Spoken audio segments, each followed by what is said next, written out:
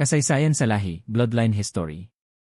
Ang claret ni Colonel Madigan mao ang labing hingpit nga klase nga claret nga nahimo. Duha ka bantugang sa bungero ang nagpadayon sa pagpreserba sa kalidad niini.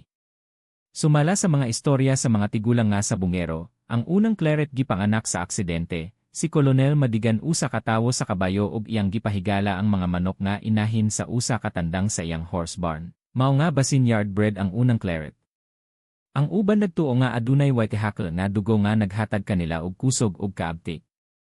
Si Juan Garza ug iyang amahan gikan sa Mexico maoy nagpalambo sa lahi, ug gikan sa ilang cross nakahimo sila og klase nga manok nga midominar sa Texas sulod sa kapin sa 50 ka tuig. Sa ilang panahon, nakabuo sila og kombinasyon nga walay makaangkon og kadaugan batok niini, ang roundhead, claret, ug kelso, nga gitawag nilang tatlo-way cross. Ang mga tigulang nga claret, kay pula nga itom, uban spangled pattern, puti ang bitiis, pearl leg, ug itom ang tikod, black spurred.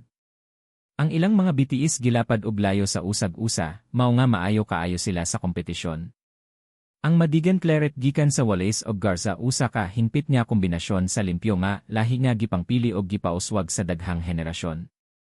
Ang duha ka pamilya nakadaog og kapin sa 85% sa mga derby gamit ang ilang claret. Ang claret makapauswag sa bisan unsang breeding program. Ang mga tigulang nga breeder nagtuo nga kung ang tandang dili makadaog nga poor stock, dili gihapon kini makadaog bisan pa og crossbreed. Mao nga daghang breeder ang nagpadayon sa pagpreserba sa pure claret strain aron masiguro nga maayo gihapon sila sa pit ug mahimong base sa mga cross. Human sa kapin 60 ka tuig nga pakig-away sa pit sa tibuok kalibutan, kung dili pa sila mga manok nga makadaog, dugay na unta silang nawala. Panagway phenotype.